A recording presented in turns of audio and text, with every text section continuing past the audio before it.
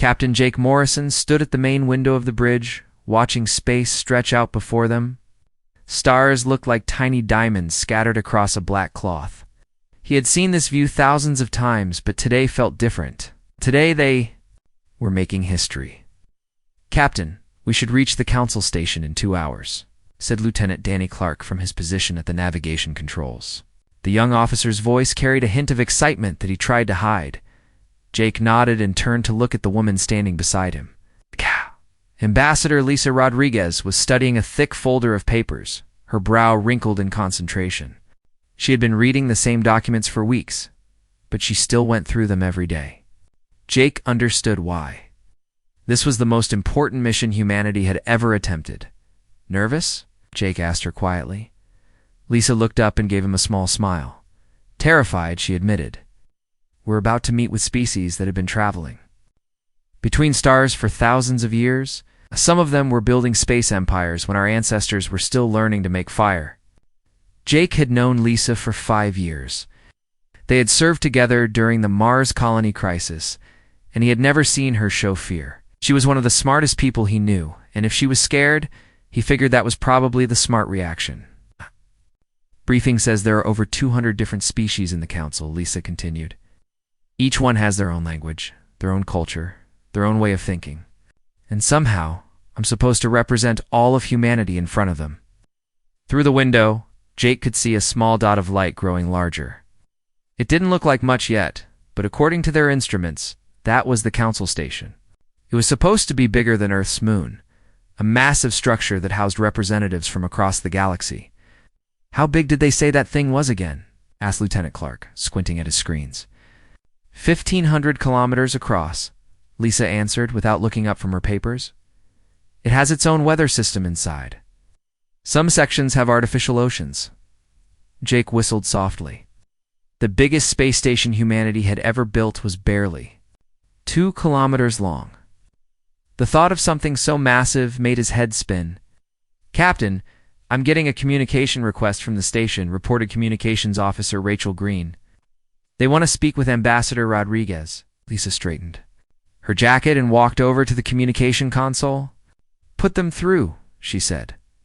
The main screen flickered to life, showing a creature that looked like a giant mantis wearing a military uniform. Its compound eyes reflected the light like mirrors, and its mandibles clicked together as it spoke. "Human. Vessel Terra Nova. I am Security Chief Vexstar of the Zephyrian Empire. I will be handling your arrival procedures. Please prepare to be boarded for inspection." Lisa cleared her throat. "Security Chief Vexstar, this is Ambassador Lisa Rodriguez, representing the United Earth Government. We are honored to meet you, and look forward to working with the Council." The insect-like being's head tilted slightly. "Yes, the new species.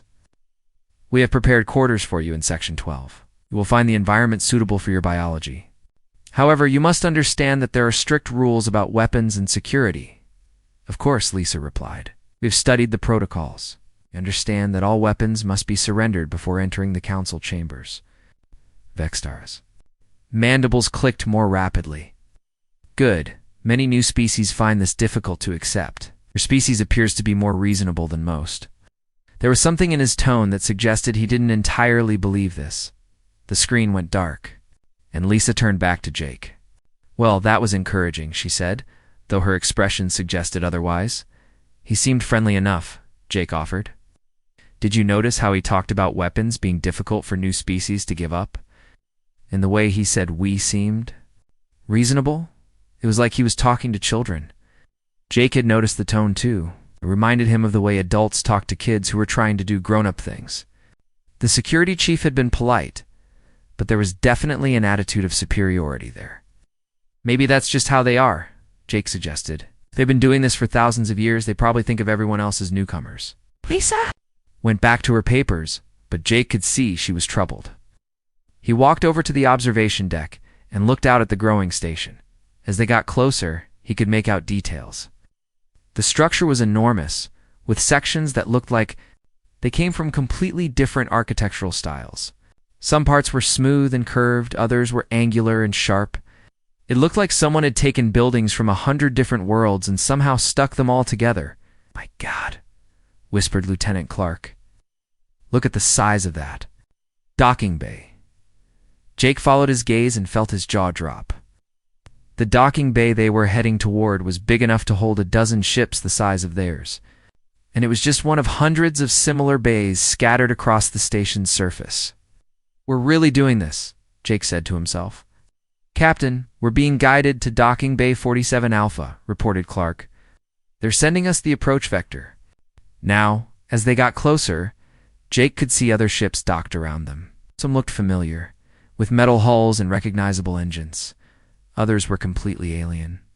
One ship looked like it was made of crystal. Another appeared to be some kind of living organism with what looked like breathing organs along its sides. "How many different types of ships do you think are here?" Jake asked.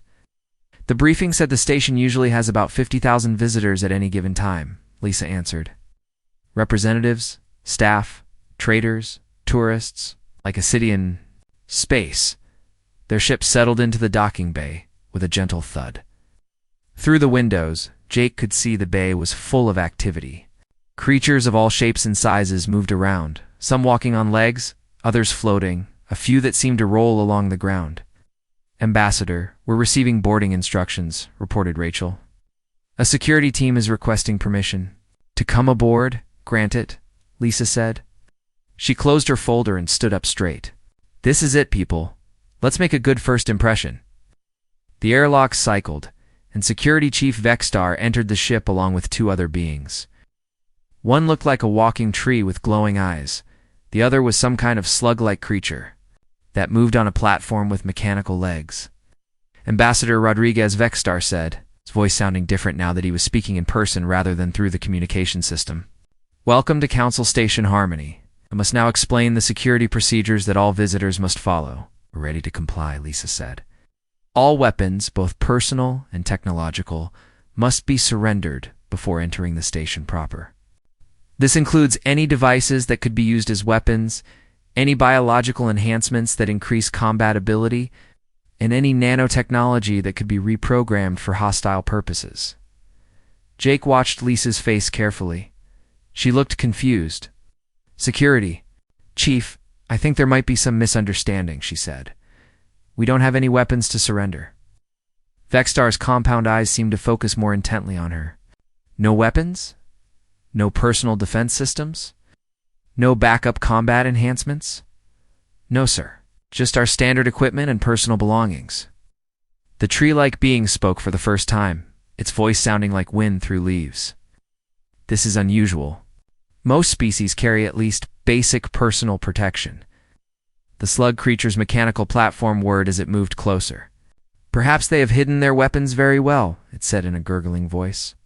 "I assure you, we have no weapons," Lisa said firmly. "Earth's diplomatic protocol forbids armed personnel on peaceful missions." Vexstar exchanged glances with his companions.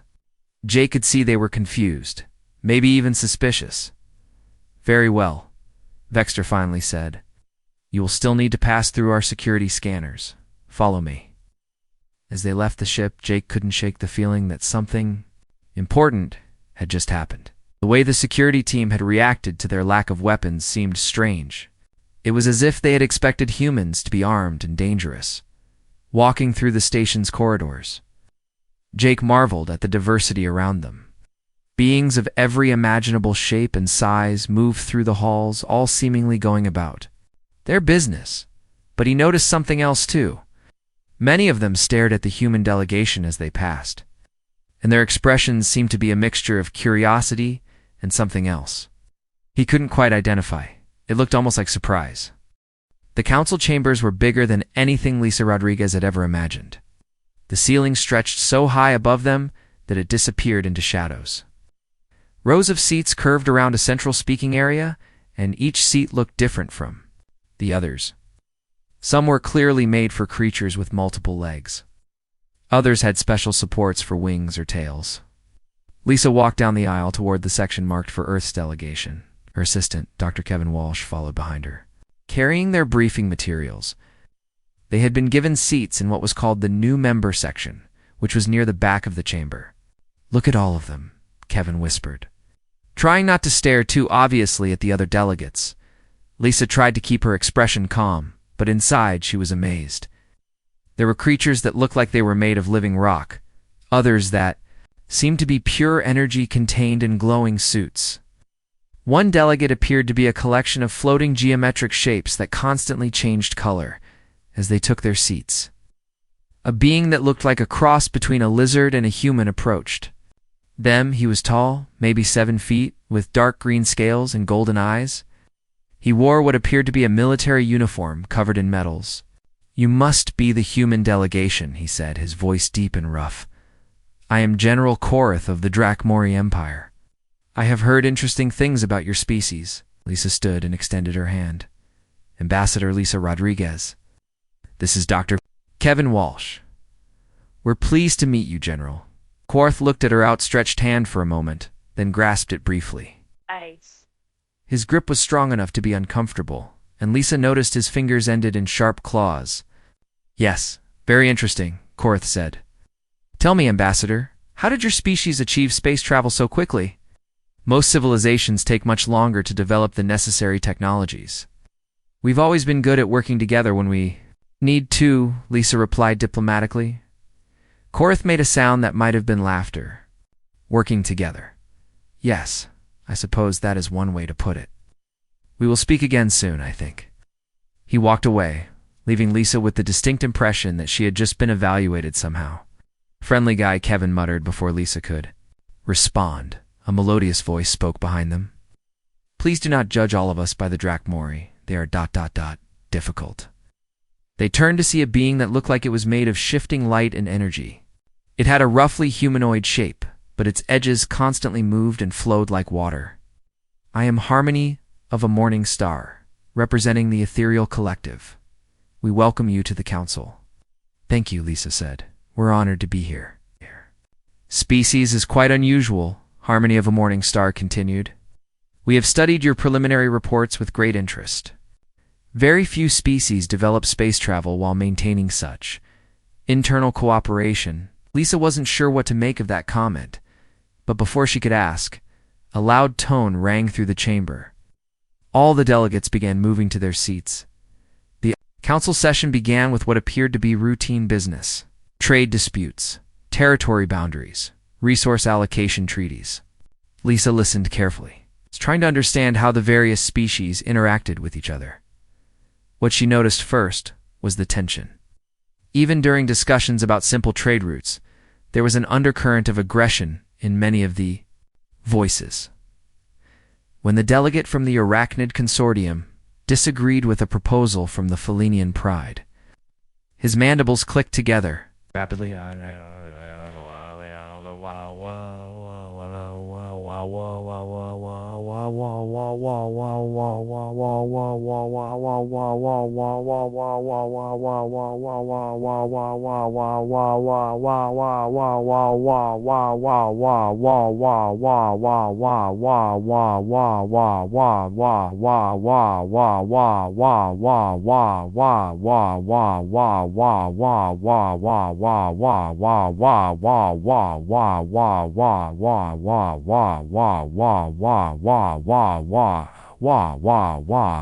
Yes. Wah is as wah is I wah is as I want as I want as I is I is I as I is I as I is I as I as I as I as I as I as I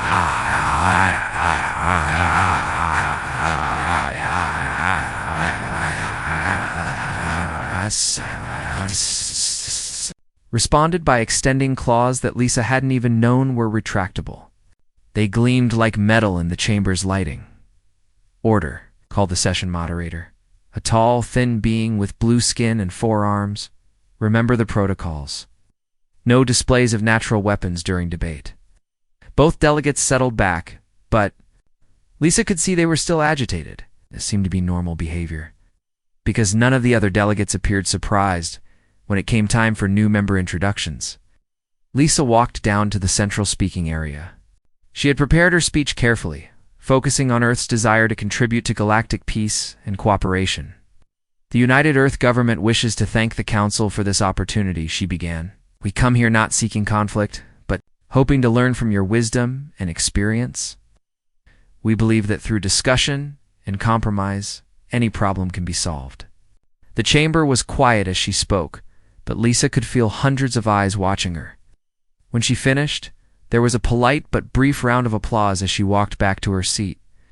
She heard whispered conversations starting up around the A chamber. Most were in languages she couldn't understand, but she caught fragments in Galactic common, discussion, and compromise. One voice said, sounding amused. "They really believe that?" said another. "How naive," came a third comment. Lisa felt her cheeks burn, but she kept her expression neutral. Back in her seat, Kevin leaned over to her. "I don't think they took that very seriously," he whispered.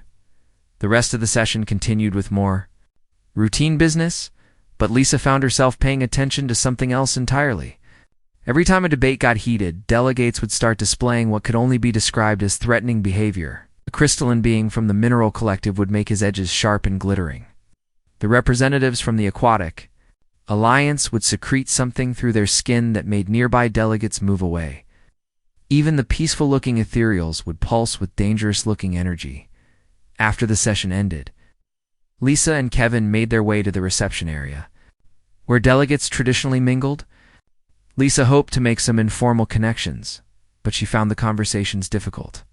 Ambassador Rodriguez said a spider-like being whose name badge identified him as Representative Clicks in the web.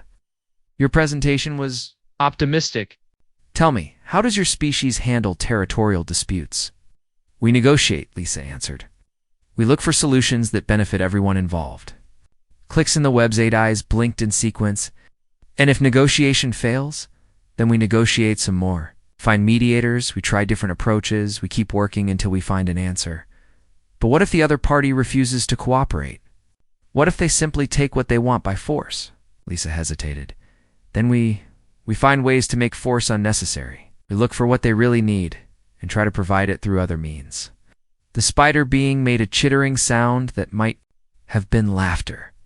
"How wonderfully innocent. I hope you never have to learn how wrong you are." He scuttled away, leaving Lisa feeling frustrated and confused. Similar conversations happened throughout the evening. No matter who she talked to, the response was the same. They seemed to find humanity's approach to conflict resolution either amusing or incomprehensible. Near the end of the reception, Lisa found herself standing alone near a large window that looked out into space.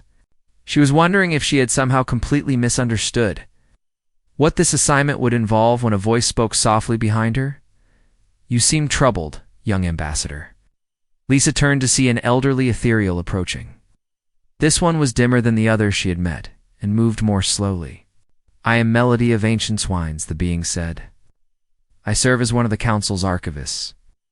I have been watching your interactions this evening with great interest. I'm not sure I understand what's expected of me here," Lisa admitted. "Everyone seems to think our approach to diplomacy is some kind of joke." "Not a joke," Melody of Ancient Wind said thoughtfully. "More like ... a curiosity. Why, tell me, Ambassador, when your species has disagreements, how often do those disagreements end?" "In violence." Lisa thought about it. "Not very often. Usually we argue, sometimes people get angry, but mostly we just ... work it out. Physical violence during negotiations is extremely rare." The old ethereal pulsed with a soft, warm light. "How fascinating. And when you cannot work it out through discussion?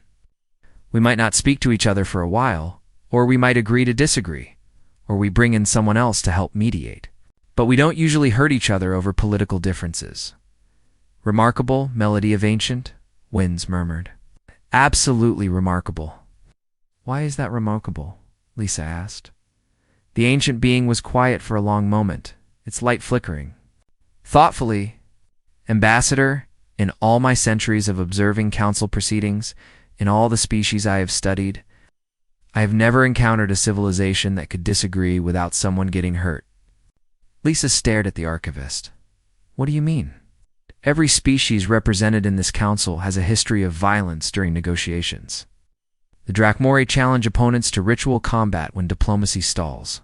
The Arachnid Consortium has been known to literally poison negotiators who displease them. Even my own people have occasionally emitted fatal frequencies when sufficiently provoked." Lisa felt a chill run down her spine. "Fatal frequencies?" The ability to disagree without destroying each other is not common in this galaxy, Ambassador. It may be the rarest trait of all. As the old ethereal drifted away, Lisa stood by the window, looking out at the stars. For the first time since arriving at the station, she began to understand that humanity might be different in ways she had never imagined. The question was, what would the Council do with a species that didn't know how to fight during negotiations? Lisa Rodriguez woke up to the sound of emergency alarms echoing through the station corridors. She had been at Council Station Harmony for 3 weeks now, and this was the first time she had heard that particular sound. Red lights flashed in. Her quarters and the communication system crackled to life. All delegates report to emergency council session immediately. This is a priority alpha situation. All delegates report immediately. Lisa dressed quickly and made her way through the corridors. Other delegates were hurrying in the same direction, and she could see that many of them looked worried.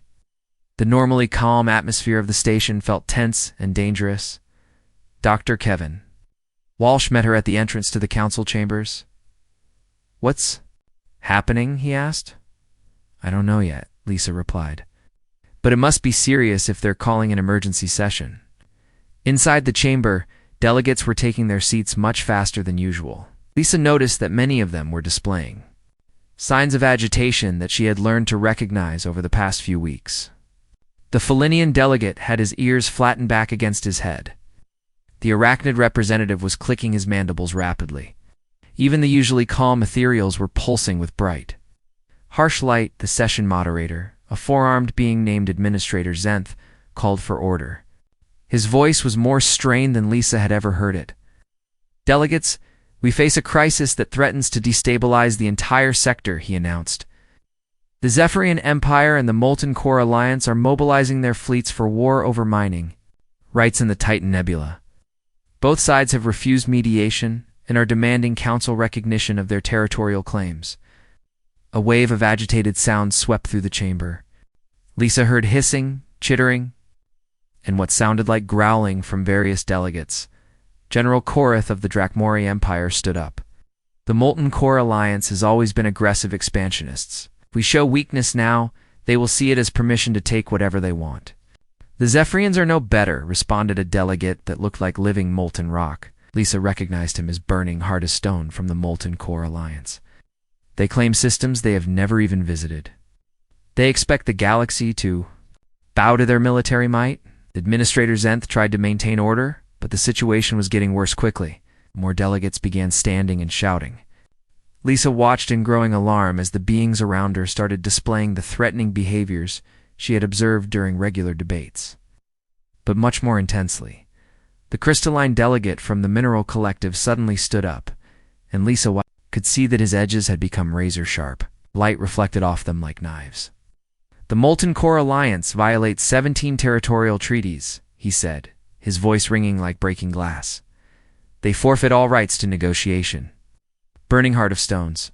Surface began glowing brighter.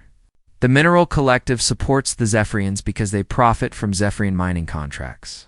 Your opinion is bought and paid for. How dare you question our integrity?" The crystalline being's edges became even sharper and several nearby. Delegates moved away from him. Lisa looked around and realized that the situation was spiraling out of control. The arachnid delegate was now secreting something from his mouth that made the air around him shimmer.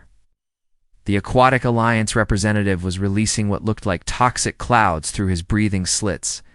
Even the peaceful ethereals were beginning to emit frequencies that made her ears hurt. Security. Chief Vexstar and his team had moved to the edges of the chamber, but Lisa could see they were outnumbered. If this turned into actual violence, there wasn't much they could do to stop it. General Korath slammed his fist on his desk, leaving deep claw marks in the metal surface. "The Drakmori Empire will not stand by while the galaxy burns. We will choose a side and end this quickly." "The Drakmori solution to everything," said the spider-like clicks in the web. His 8 legs moving in what Lisa had learned was an aggressive display. "Kill first, ask questions later. Better than hiding in shadows and poisoning your enemies." "Like cowards," Korath shot back, his golden eyes glowing with anger. The situation was getting dangerous. Lisa could see that several species were preparing for physical confrontation. The Felinian delegate had extended claws that gleamed like metal. The tree-like being from the Forest Collective was growing thorns along his bark. Even some of the smaller species were puffing up or changing colors in ways that looked threatening. Administrator Zenth was calling for order, but his voice was being drowned out by the growing chaos. Security alarms were starting to sound throughout the chamber. Lisa stood up. "Delegates," she said in a clear, calm voice. "May I make a suggestion?" Chamber didn't immediately quiet down, but a few of the beings near her heard her speak and turned to look. Gradually, more delegates noticed that someone was trying to speak. "The human wants to talk," General Koreth said, and there was something like amusement in his voice. "This should be entertaining." Lisa walked down to the central speaking area, the same place where she had given her introductory speech weeks earlier. But this time, the atmosphere was completely different. The air was thick with tension and the threat of violence. Beings that could easily kill her with their natural weapons were staring at her from all directions. "I understand that both the Zephyrian Empire and the Molten Core Alliance believe they have legitimate claims to the mining rights in the Titan Nebula," she began. Her voice was steady, showing no sign of the fear she felt inside. "Of course you would side with both parties," sneered Burning Heart of Stone. "Humans always try to avoid choosing sides." "I'm not siding with anyone," Lisa replied calmly. "I'm trying to understand what each side actually needs." She turned to address the entire chamber. "The Zephyrians need the rare minerals in the nebula for their technology. The Molten Core Alliance needs the energy sources there for their growing population. Both of these are legitimate needs. Needs that cannot both be satisfied," said the crystalline delegate, his sharp edges glinting. "Someone must win. Someone must lose." "Why?" Lisa asked simply. The question seemed to catch everyone off guard. The chamber fell silent for the first time since the emergency session had begun. "Because that is how conflicts are resolved, General," Koroth said, as if explaining something obvious to a child. "The stronger side takes what it wants. The weaker side accepts defeat." "But what if neither side has to lose?" Lisa continued. "What if we could find a way for both sides to get what they need?" "Impossible," said Clixenweb. "The nebula cannot be divided. Its value comes from the interaction between the mineral deposits and the energy fields." Lisa nodded. "You're right. The nebula can't be divided, but maybe it doesn't need to be." She turned to face the sections where the Zephyrian and Molten Core delegates were sitting. Neither group had official representatives in the chamber since they were currently mobilizing for war. But there were other species who supported each side. "What if the nebula was developed as a joint operation?" she suggested. "The Zephyrians provide the mining technology and expertise. The Molten Core Alliance provides the energy extraction and processing capabilities. Both sides get what they need, and both sides share in the profits." The chamber was completely quiet now. Lisa could see delegates looking at her with expressions she couldn't quite read. "Joint operations require trust," said Harmony of the Morning Star, the ethereal she had met on her first day. "These species do not trust each other. Then we help them build trust," Lisa replied. "We create a framework where cooperation benefits both sides more than conflict does.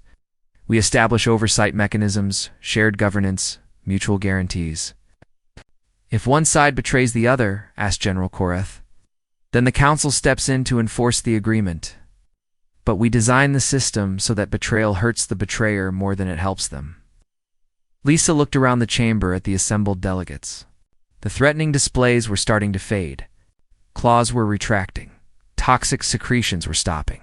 Sharp edges were becoming smooth again. "You really believe this could work?" asked Administrator Zenth. "I believe it's worth trying," Lisa said. "The alternative is war, and wars hurt everyone involved. Even the winners lose something valuable." For a long moment, nobody spoke. Then Melody of Vanish, the elderly ethereal archivist, drifted forward. "The human delegate proposes something I have never seen in all my centuries. The ancient being said. A solution where nobody has to be defeated. Where everyone can gain something without taking it from others." "It sounds too good to be true," muttered Burning Heart of Stone, though his surface had cooled considerably. "Most species would be planning their attack strategies by now," observed the crystalline delegate, his edges now completely smooth. The human stands in a room full of beings who could destroy her and suggests we all work together instead. Security Chief Extar had been watching from the side of the chamber. Now he stepped forward. Administrator Zenth, I request permission to contact both fleets and propose a temporary ceasefire while this joint operation proposal is developed. Granted, Administrator Zenth replied immediately. As delegates began talking among themselves about the details of Lisa's proposal, she walked back to her seat. Walsh was staring at her with amazement. How did you do that? He whispered. 3 days had passed since the emergency session, and Lisa Rodriguez could feel that something had changed on the station. Delegates who had previously ignored her now nodded when they saw her in the corridors. Others stopped their conversations to watch her pass. The attention made her uncomfortable. But she tried to focus on her work.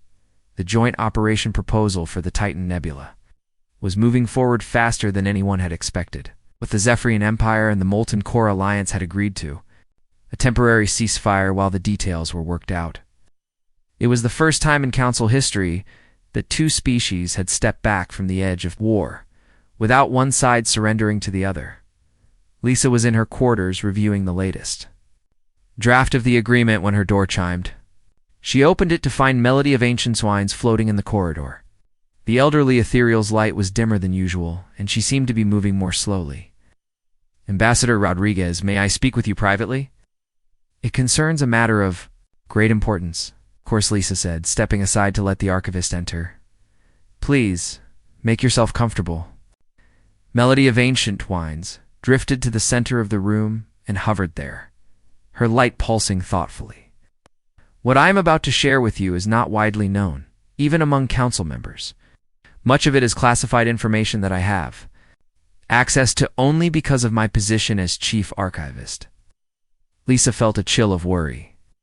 Is there some kind of problem with the Nebula agreement? No, Ambassador.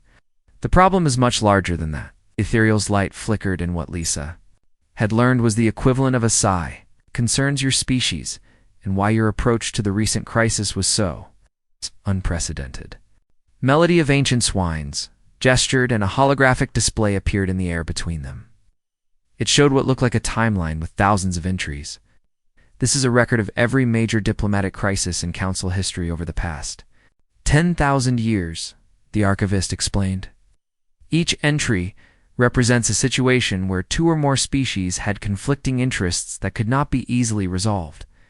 Lisa studied the display. There were thousands of incidents listed. How were they resolved? That is precisely the point, Ambassador. In every single case, the resolution involved one side using force or the threat of force to make the other side submit. Sometimes it was military action. Sometimes it was economic warfare. Sometimes it was the threat of biological or psychological harm. But always, someone had to be defeated. The hologram shifted to show specific examples.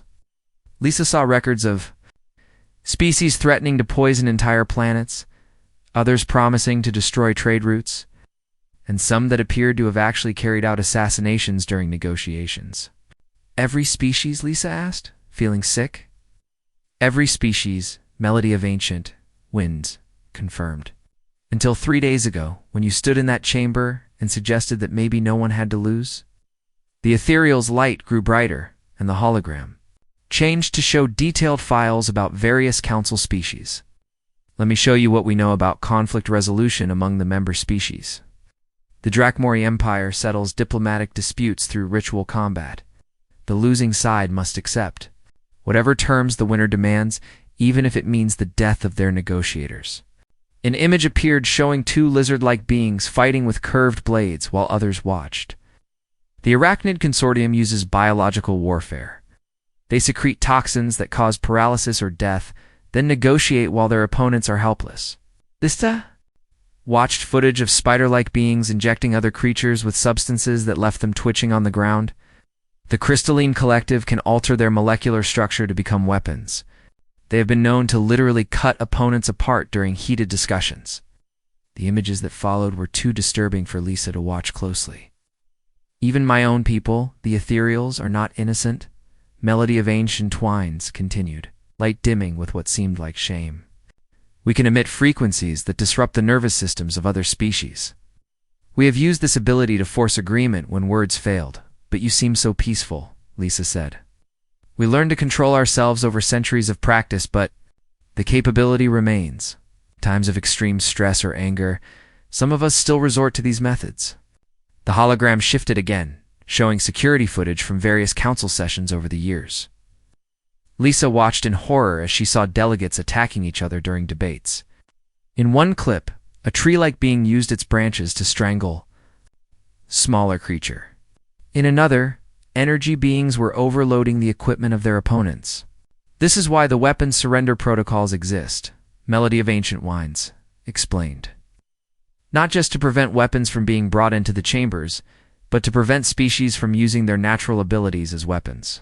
The security systems monitor for signs of aggressive biological changes, dangerous energy emissions, and physical alterations that could be used to harm others.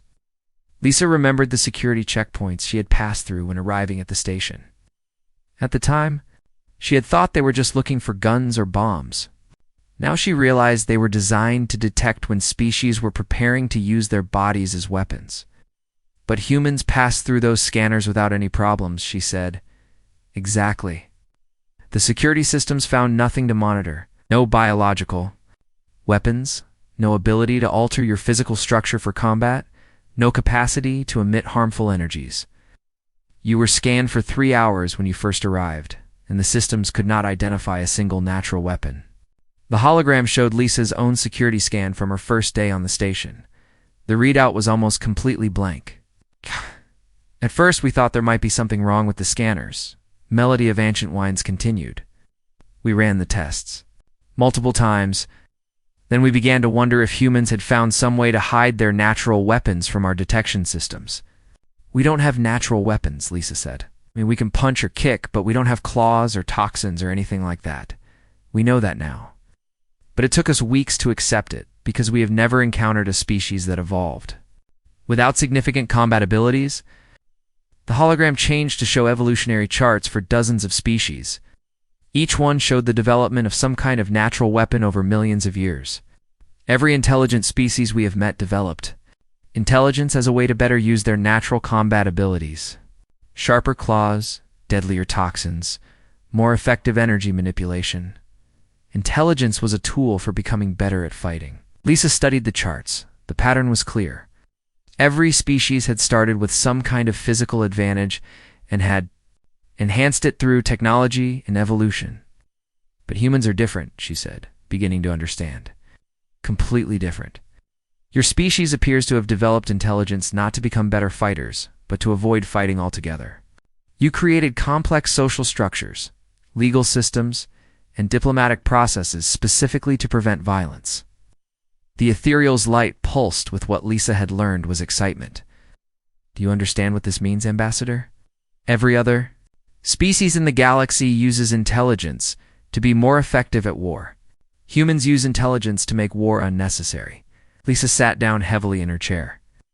That's why everyone was so surprised by my suggestion about the nebula. Not just surprised, amazed, terrified, confused. Melody of Ancient Winds drifted closer. You stood in a room full of beings who were preparing for violence, and you suggested cooperation instead. Not because you were forced to, not because you were afraid, but because it honestly never occurred to you that someone had to lose. It seemed obvious, Lisa said weakly. It was obvious to you because your species has spent thousands of years learning how to solve problems without hurting each other. To us, it was revolutionary. The hologram disappeared, and Melody of Ancient Twins floated in silence for a moment. Is something else you need to know? The archivist said finally. The council leadership has been meeting privately since the crisis ended. They are discussing what to do about humanity's unique nature. What do you mean? Your species represents something we have never encountered before. A civilization that has the intelligence to destroy others but chooses not to. Most council members are not sure how to respond to that. Lisa felt a chill of fear. Are we in danger? I do not think so. But there are some who believe that humans are either impossibly naive or impossibly dangerous. They cannot decide which possibility frightens them more. The ethereal began moving toward the door, then paused. Ambassador, I want you to understand something. What you did 3 days ago was not just diplomacy. It was proof that intelligence can be used for creation instead of destruction. That is a concept that could change the entire galaxy. After Melody of Ancient Winds left, Lisa sat alone in her quarters, staring out at the stars. For the first time since arriving at the station, she truly understood how different humanity was from the rest of the galaxy. The question now was whether that difference would be seen as a gift or a threat. Lisa Rodriguez had been waiting in the outer chamber for 2 hours. Through the thick doors, she could hear the muffled sounds of heated debate from the council leadership meeting. Occasionally, voices would rise loud enough for her to catch fragments of words, but most of the discussion was too quiet to understand. Dr. Kevin Walsh sat beside her, nervously tapping his fingers on his briefcase. "Any idea what they're talking about in there?" he asked for the 3rd time. "No more than you do," Lisa replied, though she had her suspicions. It had been a week since her conversation with Melody of Ancient, and word about humanity's unique nature had clearly spread through the council. The looks she received from other delegates had changed from curious to something more complex. Some seemed fascinated, others appeared worried, and a few looked almost afraid. The doors finally opened, and Administrator Zenth emerged. His 4 arms moved in what Lisa had learned was a gesture of formal greeting. "Ambassador Rodriguez, Dr. Walsh, the council leadership will see you now." They entered a smaller chamber that Lisa had never seen before. It was more intimate than the main council hall, with only about 50 seats arranged in a circle. Most of them were occupied by beings Lisa recognized as senior delegates and department heads. In the center of the circle was a single chair. It's clearly meant for her. "Please, Ambassador, take your seat," said Council Prime Nexus of All Paths, an ancient being that looked like a collection of floating geometric shapes. Its voice resonated from multiple directions at once. Lisa sat down, very aware that she was surrounded by some of the most powerful beings in the galaxy. General Korath was there, along with Security Chief Vexstar, several ethereal council members, and representatives from at least 20 other species. Ambassador Rodriguez, Prime Nexus of All Paths began. "We have called this meeting to discuss the implications of recent events. Your species has presented us with unusual circumstances. May I ask what kind of circumstances?" Lisa said carefully. "The kind that has never occurred in 10,000 years of council history," replied Administrator Zenth. "We have been studying your species' behavior, your diplomatic approaches, and your responses to conflict situations. What we have discovered challenges our fundamental understanding of intelligent life." A holographic display appeared in the center of the circle, showing data charts and analysis reports. Lisa could see her own image in several of the files. Dr. Patricia Wells has prepared a comprehensive analysis of human psychological and social behavior, announced Prime Nexus of All Paths. "Dr. Wells, please present your findings." Lisa looked around in surprise as Dr. Patricia Wells, a human woman she had never met, stood up from one of the seats. She was middle-aged with graying hair and wore the uniform of Earth's scientific division. "Dr. Wells," Lisa said, "I didn't know there were other humans on the station. I arrived yesterday with a team of xenopsychologists and sociologists," Dr. Wells explained. "We were asked to study the differences between human conflict resolution and that of other species." She gestured to the holographic display, which began showing comparative data. "What we found is remarkable," Dr. Wells continued. "Every species represented in this council has evolved what we call escalation dominance, the ability to increase the level of threat until opponents submit. Humans have evolved what we call de-escalation cooperation, the ability to reduce threats while finding mutually beneficial solutions." The display showed brain scans from different species. When faced with conflict, most species show increased activity in regions associated with aggression and threat assessment. Humans show increased activity in regions associated with empathy and creative problem-solving. General Korath leaned forward. "Are you saying humans are incapable of violence?" "Not at all," Dr. Wells replied. "Humans are capable of great violence when necessary, but they have developed social and psychological mechanisms that prevent violence during negotiation. They literally cannot think of diplomatic discussions as combat situations. This is why Ambassador Rodriguez's suggestion about the Titan Nebula seems so natural to her. Added Melody of Ancient Tweens, who was hovering near the edge of the circle. She could not conceive of a situation where both sides could not benefit. Security. Chief Vexstar clicked his mandibles thoughtfully. This creates a significant security concern. Humans cannot recognize when they are in danger during negotiations. They are vulnerable to species who might exploit this weakness. With respect, Security Chief Dr. Wells said, "Our analysis suggests the opposite. Humans are remarkably good at recognizing genuine threats. What they don't do is treat every disagreement as a potential threat." The holographic display changed. To show footage from the emergency session about the Titan Nebula crisis, watch Ambassador Rodriguez during this session, Dr. Wells instructed. She is surrounded by beings displaying aggressive behaviors that would normally indicate preparation for violence. But she correctly assessed that none of them actually intended to harm her. They were just following their natural intimidation. Patterns. Lisa watched herself on the display, remembering how frightened she had been at the time. "I was terrified," she admitted, "but I could tell that everyone was upset about the situation, not angry at me personally." "Exactly," Dr. Wells said. "You could distinguish between general aggression and personal threat. Most species cannot make that distinction during conflict situations." Prime nexus of all paths pulsed with changing colors. "Dr. Wells, what are the implications of this for Council operations?" "That depends on what you want to achieve, Doctor," Wells replied. "If the goal is to maintain the current system where conflicts are resolved through dominance and submission, then human involvement might be disruptive. But if the goal is to find solutions that benefit everyone involved, humans could be extremely valuable." "Valuable how?" asked the crystalline delegate from the Mineral Collective. "Humans could serve as mediators in situations where other species are too focused on winning to see alternative solutions. They could help design agreements that don't require anyone to lose." The chamber fell silent as the delegates considered this. Lisa could see that many of them were struggling with the concept. "There is another consideration," said Administrator Zenth finally. "Our weapon surrender protocols exist because we cannot trust other species not to use violence during negotiations.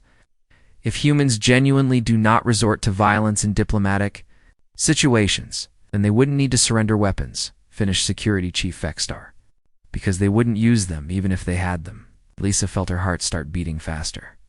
"What are you suggesting?" Prime nexus of all paths began rotating slowly, its geometric shapes shifting into new configurations. "We are considering a proposal that has never been made in Council history. A proposal to grant one species special diplomatic status." The holographic display changed to show a formal document with the Council's seal. "Resolution 2847 Gamma," announced Administrator Zenth. "A proposal to authorize human delegates to enter Council chambers without surrendering weapons or undergoing physical restraint protocols." Lisa stared at the document in shock. "You want to let us bring weapons into the Council?" "We want to. Trust you not to use them," said Melody of Ancient. "It would be a demonstration that we believe in your species' commitment to peaceful resolution. But it would also be a test," added General Koroth, "if humans ever did resort to violence. During Council proceedings, the consequences would be severe." "What kind of consequences?" Lisa asked. "Immediate expulsion from the Council and permanent quarantine of your species." Security Chief Vexstar replied bluntly, "We would ensure that humans never left your solar system again." The weight of what they were proposing settled on Lisa's shoulders. They were offering humanity a privilege that no other species had ever been granted. But the price of betraying that trust would be the end of human participation in galactic civilization. "Why?" she asked. "Why take this risk?" Prime Nexus Oval Path stopped rotating, because in 10,000 years of Council history, we have never solved a major crisis without someone being defeated. You showed us that there might be another way. If we are ever going to move beyond the cycle of dominance and submission, we need to learn from a species that has already moved beyond it. "The vote will be held tomorrow," announced Administrator Zenth. All member species will have the opportunity to express their position on Resolution 2847 Gamma. As the meeting ended and delegates began filing out, Lisa remained in her seat, overwhelmed by what she had heard. Dr. Wells approached her. "Ambassador, I know this is a lot to process, but I want you to understand what this means. If the resolution passes, humanity won't just be joining the galactic community, we'll be helping to change it." Lisa looked around the chamber at the empty seats. "What if we fail? If we can't live up to their expectations? Then we'll deal with the consequences." Dr. Wells replied, "But Lisa, what if we succeed? If we can help create a galaxy where conflicts don't have to end in destruction?" That night, Lisa stood in her quarters, looking out at the stars. Somewhere out there, fleets of ships from hundreds of worlds were watching and waiting to see what the Council would decide about humanity.